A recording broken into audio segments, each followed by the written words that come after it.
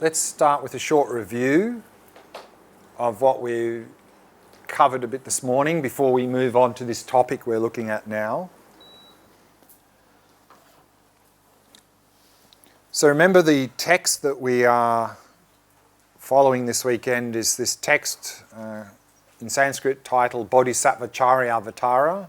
In your translation is translated as the way of the Bodhisattva, and here engaging in the deeds of a Bodhisattva. Text written by Shantideva in the 8th century, describing how to practice on this Mahayana path to enlightenment. So in the text there are 10 chapters talking about how to first cultivate this bodhicitta, the aspiration for enlightenment, which is the entry point and support for the whole Mahayana path. And then a number of chapters, of course, going through these first 5 of the 6 perfections. And here in chapter 9, which is what we're starting to look at this weekend, is the chapter on wisdom, the wisdom practice. So we saw there that the foundation of all Buddhist traditions were these Four Noble Truths teachings. The very first teaching the Buddha gave on achieving enlightenment. And we saw that this foundation level, that the fundamental ignorance that is trapping us in this state of dukkha that we talked about is grasping to self.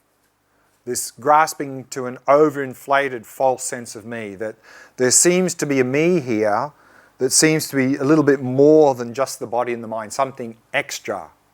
And this is the idea of autonomous self, and we grasp onto this sense of me. And in this Four Noble Truths, this is considered to be the deepest level of ignorance. And if we can overcome that, realize no self in Vipassana practice, wisdom practice, then we can achieve liberation. So here we saw in the text, in the first verse, it's exactly said that. It said, the Muni, and the Muni is a Sanskrit term, of course, for the Buddha. Muni means someone who has a lot of capacity or strength. Capable one, sometimes is translated. And of course, the Muni, the Buddha, is someone who has a lot of capacity to help dispel our suffering. He said that he taught all these branches for the purpose of wisdom. Therefore, those who desire to pacify suffering should generate wisdom. So to pacify suffering, of course, means to not only pacify unpleasant experiences, but to pacify this state of dukkha that we find ourselves in, to be liberated from that. We need to generate wisdom. And here in the Four Noble Truths teachings, the wisdom that we need to generate is this wisdom of no self. But then what we saw was, of course, the Buddha went on to give these perfection of wisdom teachings, teachings on emptiness, where he said that actually there's a deeper level of ignorance than just grasping to self. And the deeper level of ignorance is this grasping onto independent me, independent world. In other words, grasping onto things existing inherently or existing from their own side or having true existence. And that this is the ignorance we need to overcome to achieve liberation, and of course in the Mahayana also to go on to achieve enlightenment. And so therefore that's what we're following here in this text, is this, what is this wisdom of emptiness, and how do we go about generating or cultivating this wisdom of emptiness? So we saw that from the Four Noble Truths teachings, the perfection of wisdom teachings, and these other teachings from the Buddha called the third turning of the wheel, we have those 4 philosophical systems evolving in ancient India. And so we saw that in the chart here, that we have 4 main philosophical systems in India coming from the various teachings of the Buddha. And so the Vaibhashika, Sautrantika philosophical systems evolved on the basis of these Four Noble Truths teachings. The Chittamatra or mind-only philosophical system evolved from that third turning of the wheel teachings.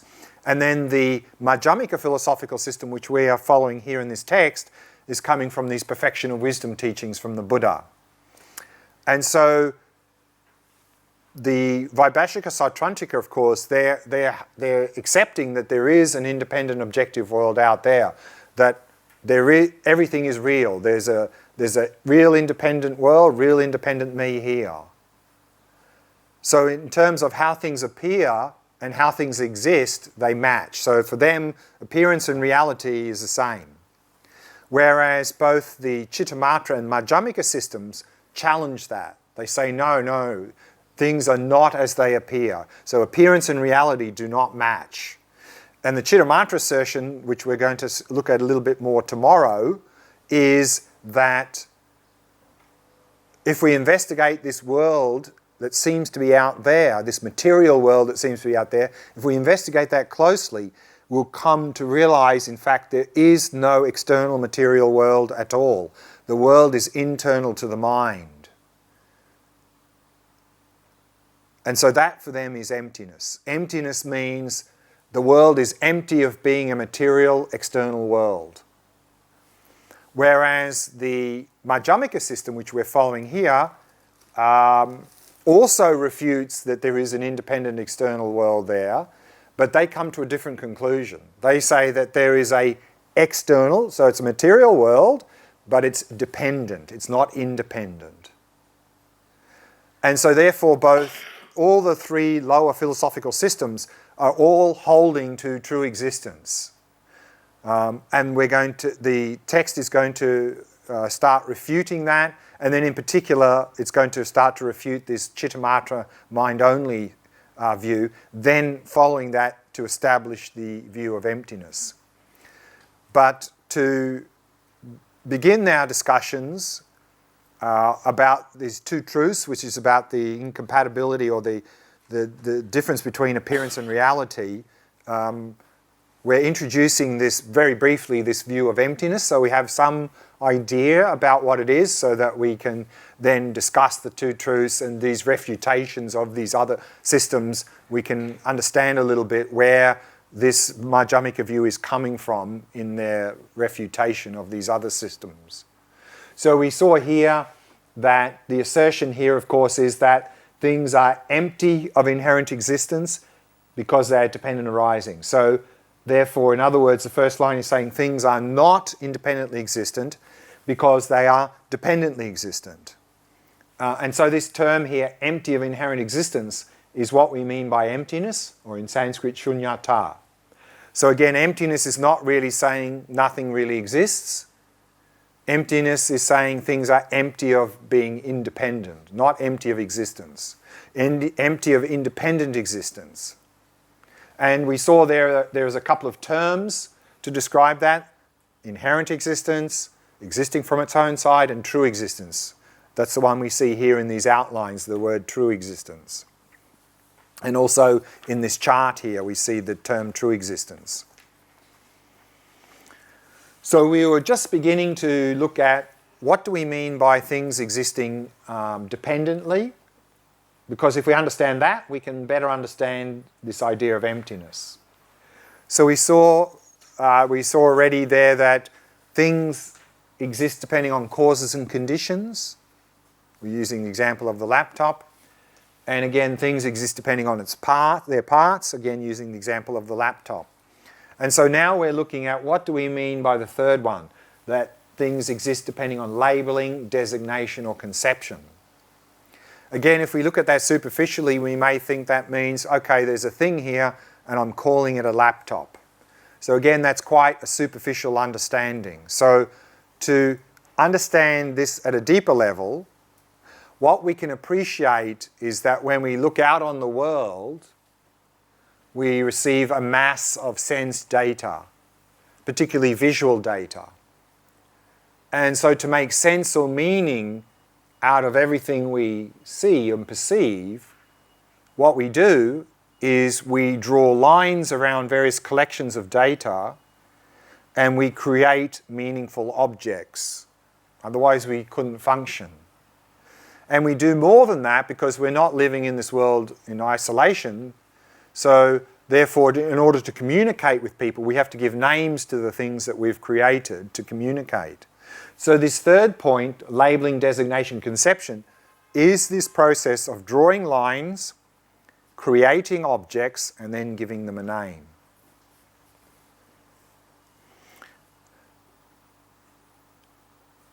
how we do this, of course, is not fixed. It's completely arbitrary, depending on the meaning that we want to get out of what we experience.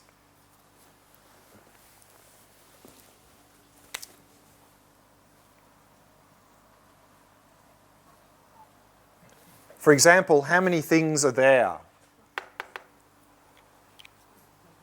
Most often, we would probably draw one line around all of that data, create one object and call it a star.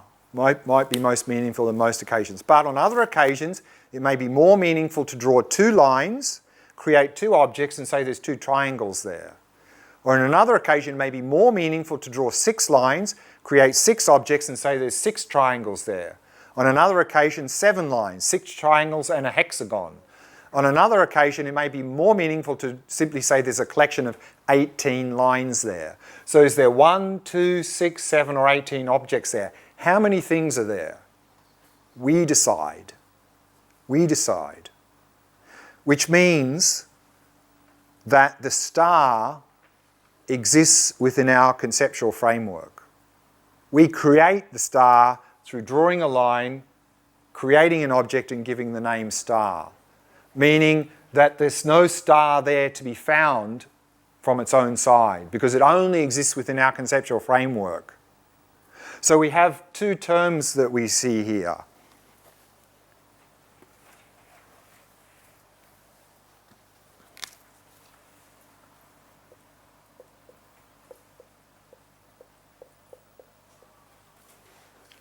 Merely labelled is a term we often see.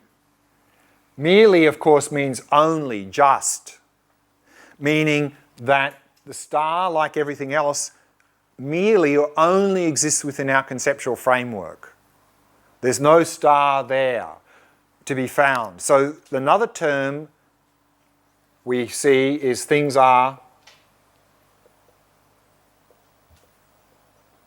not findable.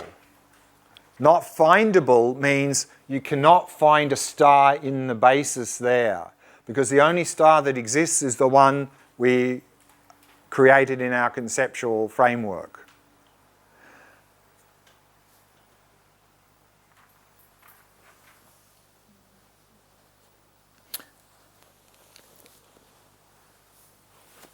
And of course, and this is going to be one of the big challenges as we're going to see, is that we are trying to find the middle way between two extremes.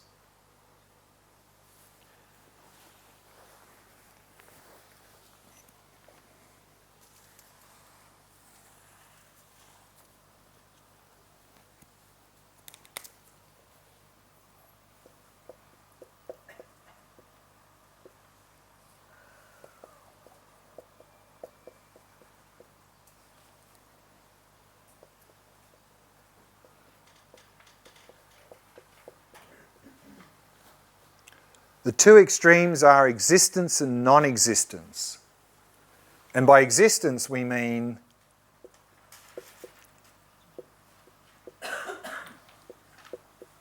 independent existence. And non-existence is the extreme of nihilism.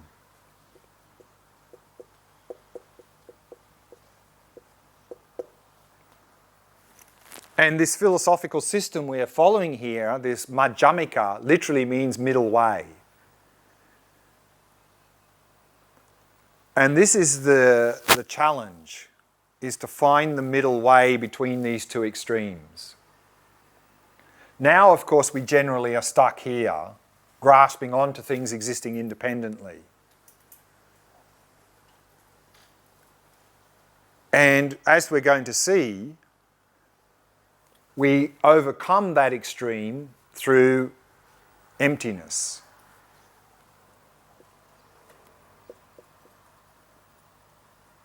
Through realizing that nothing exists independently.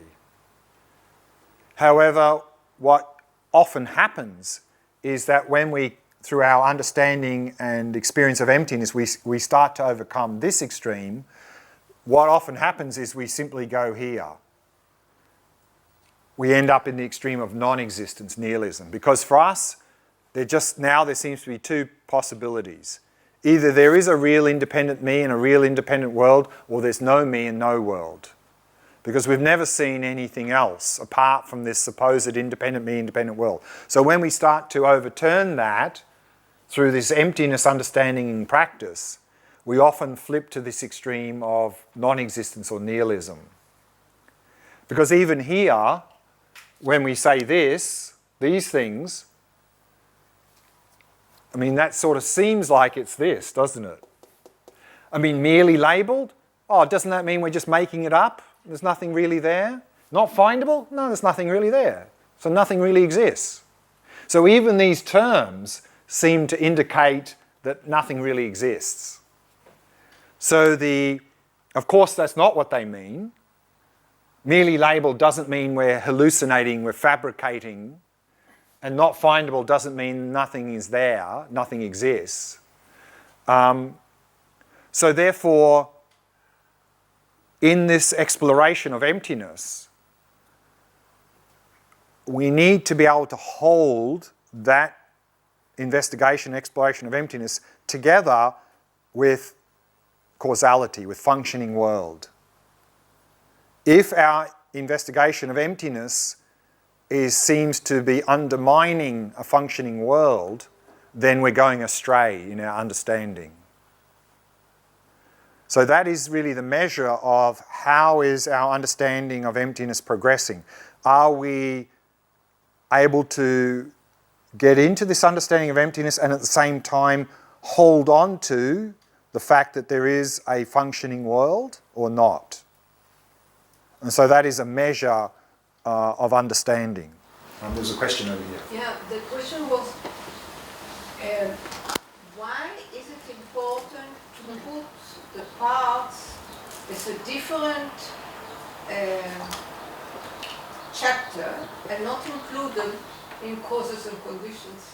So the question is what? I know that parts are, in Vaibhashika and so forth, and I know all this, but all of a sudden, after so much learning, all of a sudden this question comes out. And I don't know the reason. So why are we having causes and conditions parts separately here? And I think one is in terms of temporal sequence. That causes and conditions is looking at things from the perspective of temporal sequence, past coming into present, going to future, whereas parts is present moment. So if we can look at the cup, we can investigate the cup in terms of causal sequence, in terms of what produced it, what will it produce, or we can simply look in the present moment. But the causes are now also. The causes are not now. Well, again, these are perspectives, and actually, if we really understand this and this at the deepest level, we will understand this. So you say that So these are, we're talking dependent arisings. Things are dependent. And we can look at dependency from perspectives. And these are three perspectives. I'll consider it. So what I'd like to do now is, we remember we said before that we can seemingly hold on to the idea that this laptop exists depending on causes and conditions and its parts, but at the same time we can seem to hold on to the idea that it exists from its own side. It's already there, existing when we come along. But again, that's because we don't understand causes and conditions parts at the deepest level. So let's now try to understand what do we mean by causes and conditions and parts based on this understanding here of labeling, designation, conception.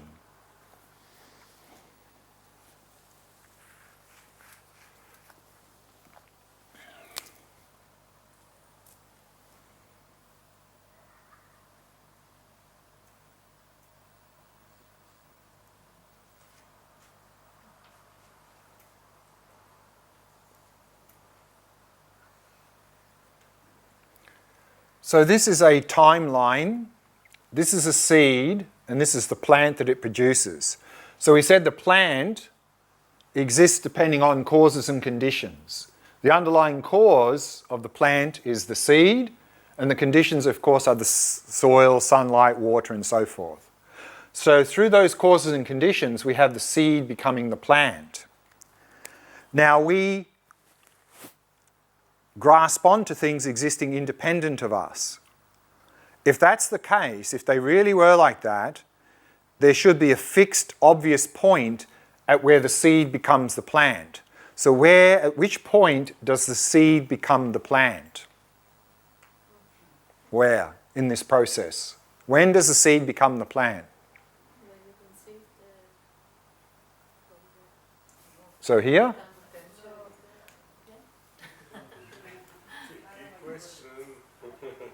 So when we think about that, we can understand the point at where the seed becomes the plant is the point at which this configuration of data stops looking like our concept of seed and starts looking like our concept of plant.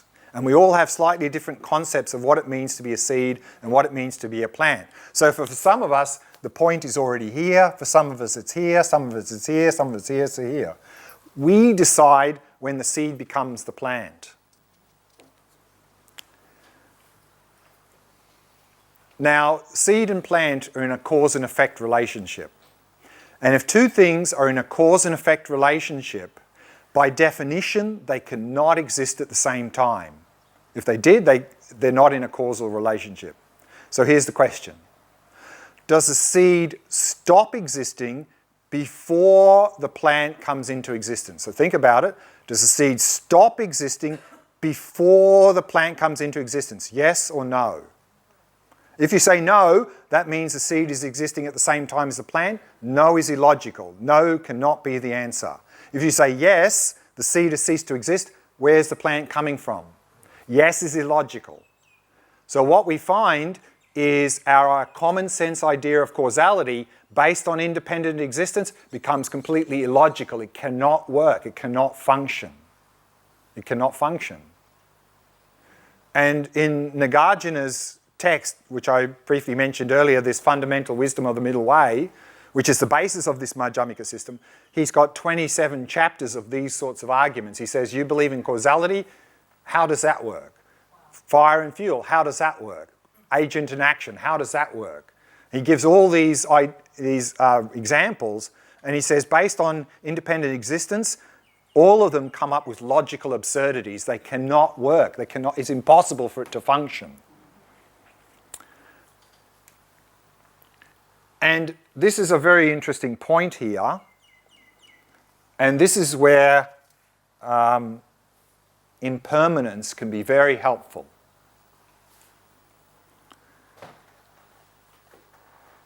You know, impermanence we often hear is described often as things changing moment by moment. And so when we hear that, we have this idea.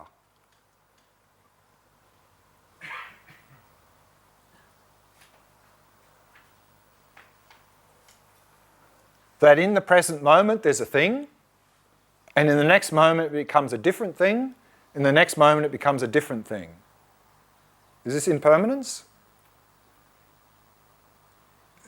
Impossible. We have the same sort of absurdity as here. Because if there is a findable thing there in the present moment, that would mean that that present moment, of course, a moment of time has duration. It may be very small, but it has duration. So if there's a thing existing in the present moment, it means during that brief moment of time, it's not changing, which means it's not impermanent, which means at the end of that moment, why does it suddenly change? It couldn't. So this is not impermanence. So again, even impermanence based on independent existence becomes completely illogical. Completely illogical. So that's not impermanence, this is impermanence. So what we have, actually, if we look out, like let's just use the material world, superficially, there seems to be things moving through time. This cup seems to be moving through time, and a thing. But if we look closely at that, and science has done that a lot, what do we find there? If we look closer and closer and closer, what we find is just constant flux and change, don't we? I mean, they've proven that. Constant flux and change.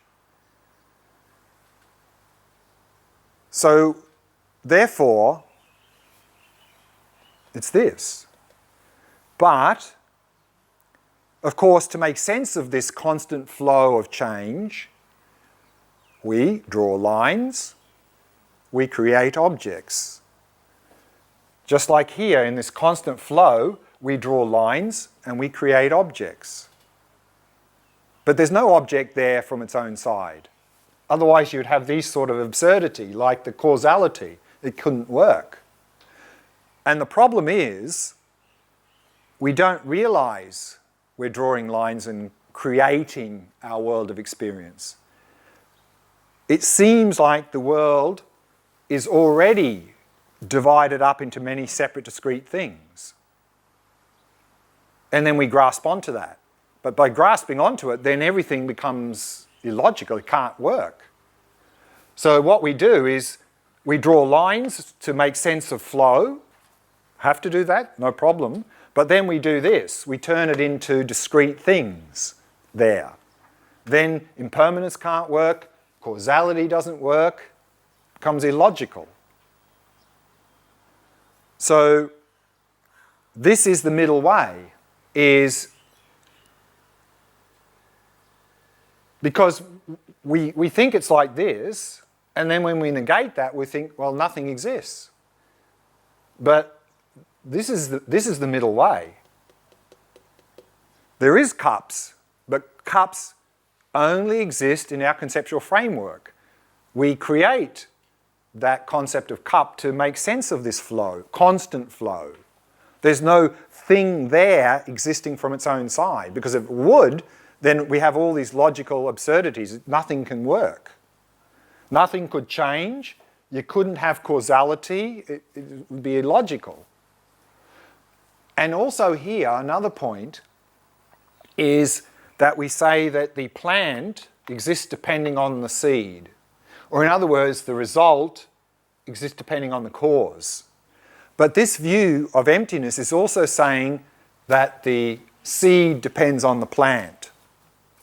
How does a seed depend on the plant? And it's not that this plant produces more seeds. That's not the answer. How does a seed depend on the plant to exist? More. We need a seed to have a plant. Yeah, but If we have seed, it's because we had a plant. no, that's not the answer. Because the seed became caused to the plant only when the plant became. It's like I become a mother only after I have a child. No, that's not the answer. I mean, it's true, but that's not. Our connection between the two. What do you mean by our connection? I know that a seed should become a plant. Exactly. You can only call something a seed if you have the idea plant, because otherwise, what does seed mean? It means nothing. You can only call something cause if you have idea result. Otherwise, what does cause mean? It has no meaning. So this only has meaning relative to that. Whether or not it produces that it doesn't matter. Just to call it a seed or a cause, we have to have the idea plant result. So they are dependent in that way.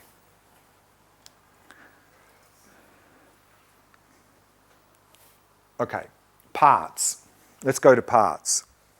So just sum it all.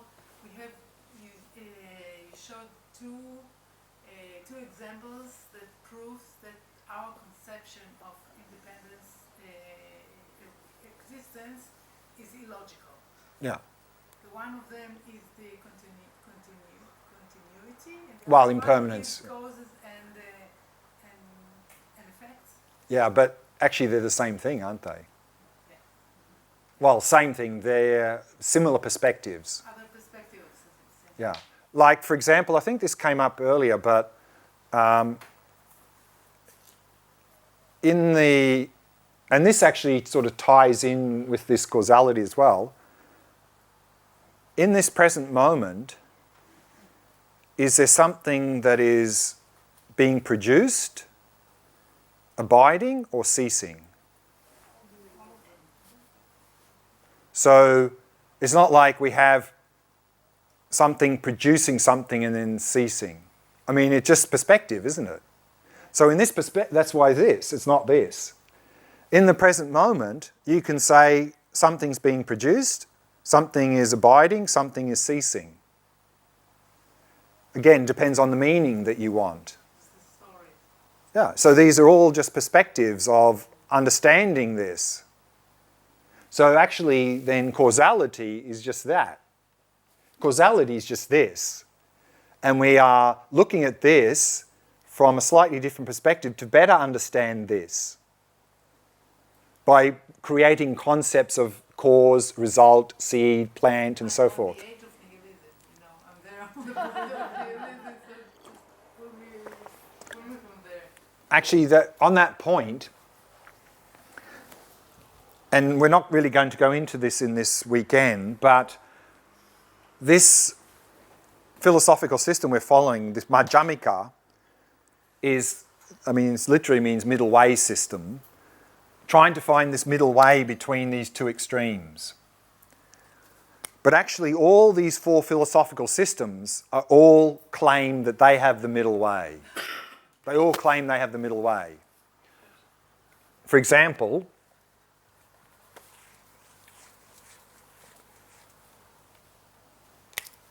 Are they all Jewish?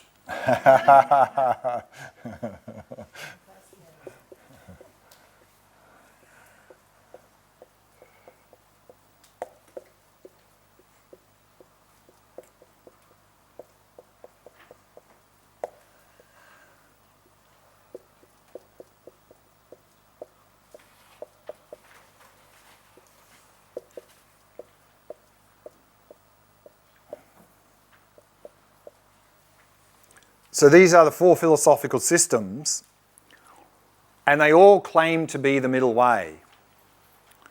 But they are shifting the goalposts. So if this is the extreme of existence and non-existence for Vaibhashika, so they say the middle way is here. Sautrantika come along and said, no, you Vaibhashikas got it all wrong. Actually, what you say is the middle way is the extreme of existence, and non-existence is down here, and this is the middle way. And then Chudamata says, no, you Sautrantikas got it completely wrong. What you say is the middle way is the extreme of existence, and non-existence is down here, and this is the middle way. And then Madhyamika says, no, you've got it completely wrong. What you say is the middle way is really the extreme of existence. Non-existence is down here, and here's the middle way down here. So, therefore, we said we're on the edge of nihilism. That's because we are here now, and Madhyamika is saying, here's non-existence and here's middle way. And we're way over there. So when we look down this way, this we can't distinguish because we're too far away. So this looks like this. So that's why we end up in nihilism. Whereas if we study these philosophical systems, Vaibhashika, and we're here, we get nudged to here, hopefully. And then if we study Sautrantika, we get nudged to here. Then Chittamatra, we get nudged to here. So then from here, if we study Madhyamika, then it's a little bit easier to distinguish the middle way and non-existence. So that's why these four philosophical systems are helpful, because often when they're presented, people go, well, if that's the right one, why are we bothering to study those? They're all wrong. The reason is that these are stepping stones to this view. Because if we can't appreciate these views, there's no way we're going to understand this view. No way. So therefore, if we can really understand these views, we can move closer. And then when we look at this view, then we can really appreciate the middle way. Okay, so let's go to parts. This pen exists depending on its parts. But can you find a pen here in the basis? Is there a pen to be found in the basis here? Is that a pen? No. Is that a pen? No. Is that a pen? No. Is the plastic tube a pen? No. Is the ink a pen? No. Is the round ball on the end a pen? No. Is the other metal bit a pen? No.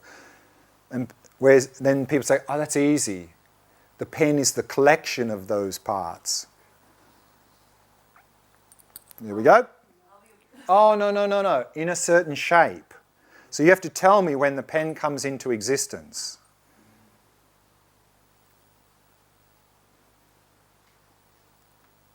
Not yet.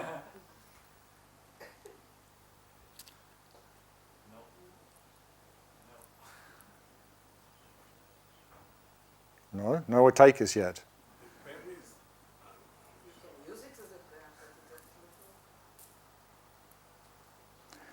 So when does the pen come into existence? It comes into existence only when this configuration of data closely enough resembles our concept of pen. And our concepts at least have two parts, appearance and functionality. So when this collection of data closely enough appears to look like our idea of pen and seems to function according to our idea of pen, then there's a pen, not before. If there's a pen to be found here in the basis, independent of our conceptual framework, that would mean if a caveman walked in the door, they'd pick it up and start writing with it. They'd probably pick it up and they'd think, oh, some sort of weapon to stab with. And then, of course, if a dog came in here, they may see some sort of stick to chew on. And if a tiny ant came here, they may see some sort of home to live in. So is this a pen, a weapon, a chewing stick, or a home? From its own side, none of those things. From the side of the observer, all of those things. We bring the pen into existence. There's no pen to be found there in the basis. Meaning, the pen is not the collection of the parts. The pen is merely labelled depending on the collection of the parts. Big difference. So if we can understand those two statements are not saying the same thing, we're beginning to understand something about emptiness. So again, the two statements are, the pen is the collection of the parts versus the pen is merely labelled depending on the collection of the parts. Which means the pen depends on the parts, therefore the whole depends on the parts. But also the part depends on the whole. Because you can only call this part of a pen if you have the idea pen. Whether or not pen exists is irrelevant. So part depends on whole. Just like cause depends on result. Seed depends on plant.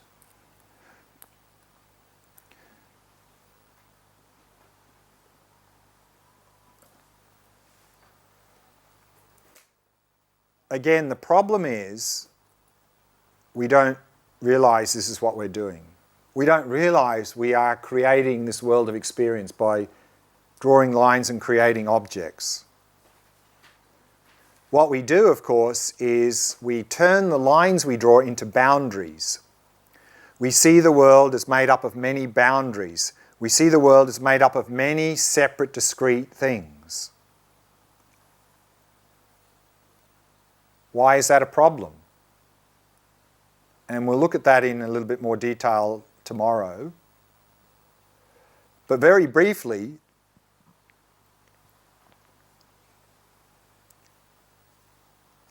let's say I'm looking at this cup.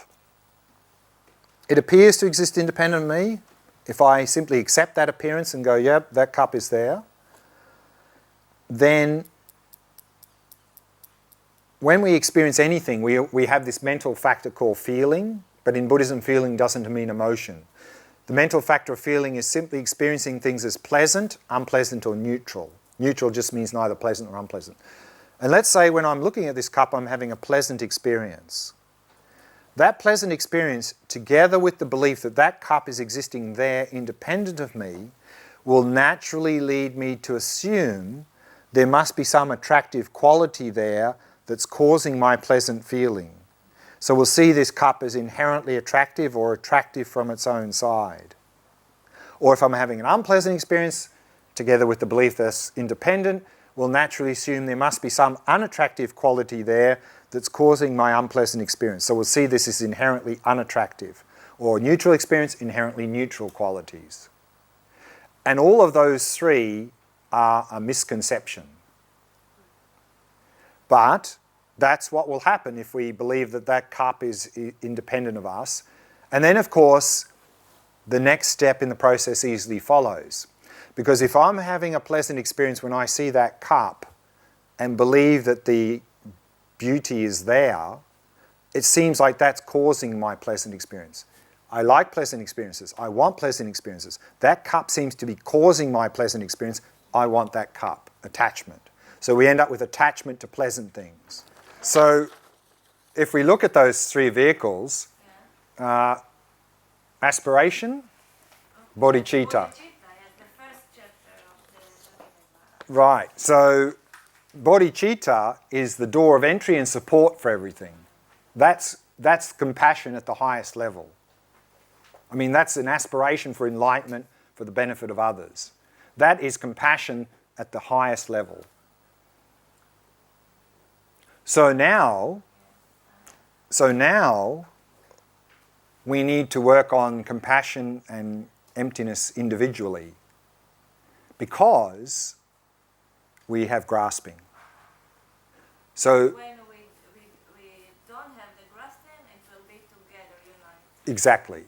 What will happen is that once we get to the point of realizing emptiness directly, then from that, spontaneously compassion will flow. But then when that's said, people go, well, I don't need to develop compassion because that'll come later. Yes. But then they won't get later. They'll never get later because now they've got a lot of mental afflictions that are creating a lot of problems, and so they're not going to get to later with emptiness, with the mental afflictions and getting angry and attacking people and so forth. What gives emptiness the support and the direction is the compassion. So we need that support and direction for emptiness to have a chance. But then when emptiness really takes off, it will really deepen that much, much further. So that's why as a beginner, we need to cultivate them individually. But then eventually they're, again, like two sides of a coin. Compassion is the natural expression of emptiness. Because no boundary. No boundary. I mean, no boundary means compassion. Suffering arises, compassion arises. No boundary. But until we get there, we have to work on compassion as an individual directly, yes, directly. Otherwise, we're never going to get there, ever. So why is it so complicated to understand it, or understand it not directly? To understand what? Yeah, to understand the reality. Why is it so difficult? Because we're stuck in the two extremes. Because for us now, the only me, the only world that seems to exist, the only me that we've experienced, the only world we've experienced is one that seems to be there, independent. The only me that seems to be is me, independent. We can't. So for us now, there's two choices. Either there is an independent functioning world, an independent me, or there's no me and no world. So therefore, emptiness, it seems to be like nihilism. So we never, and because the world has only ever appeared to us in this way, we never question appearances. Why would we question? Because if something has appeared to you every single moment of your life in a particular way, why would you suddenly question, well, maybe things are not like that? We've never had another experience. That's why what can cause us to question is, of course, if we get teachings like this and we reflect on it, then we go, oh yeah, that makes sense. Maybe things are not really like that. Or, for whatever reason, we may have a little experience, spontaneous experience that may suggest to us things are not really as they appear. You know, like sometimes people go in the forest and have this sort of oneness experience, and sometimes people take some hallucinogenics and other things, and there can be a number of different stimulus that can cause some experience that can cause us to start to question, you know, maybe things are not really as they appear. This little experience, I don't know if it's valid, but it suggests that maybe it's not like that. So let's check it out. So that's what we need to do. And if we never have that, I mean, why would we ever question it? Why would we question it? We wouldn't, because we've never seen anything else. Never. In our entire life. And if we ask anyone else, everyone else will agree with us. Unless they've, of course, studied. And otherwise, if they have studied and they have some experience, and then they tell us that, we'll go, what? You're crazy. Look, look, look. Obvious. You're crazy. In fact, that's why the Buddha didn't teach emptiness to a lot of people, because they'd probably say you're crazy. So that's why he taught the Four Noble Truths to a lot of people, because this idea of boosting a sense of self, people could relate to that more easily than emptiness. So that's where a lot of the emphasis was placed initially. Yeah. The musicians, the concentration, they experience this compassion? I mean, the thing is that it's only through, that's only through a temporary releasing of grasping. It's not through realization. They're not realizing no boundary. They're just having this experience, temporary experience, because the grasping is less. If they were intuitive, they may be able to deduce something out of that experience, but probably not. So probably not much residual. Maybe if that experience flows a bit after, they may feel a little bit more calm, a little bit more connected, but I think it won't last very long. But if they were very intuitive and understood the implications of that experience, then they could have some insight. That insight then would move into more compassion. Yeah. So I don't think necessarily they would have to be more compassionate because of that. In fact, maybe what happens is when they have that, when they come out of it, they grasp onto that and go, oh, that was very nice, wasn't it? That was really, how can I recreate that? Yes. And of course, when they try to recreate it with grasping, it doesn't work. They get frustrated. So that's what probably the more likely scenario. No? Yeah. Then it's tea break time. Can you explain the logic of a suffer arising no matter in what body it arises?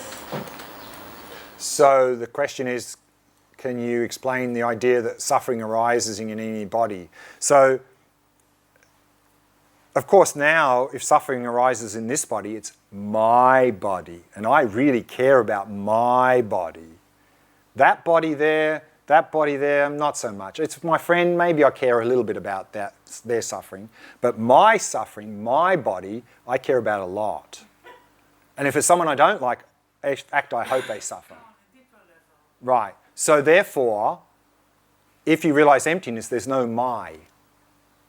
There's no my.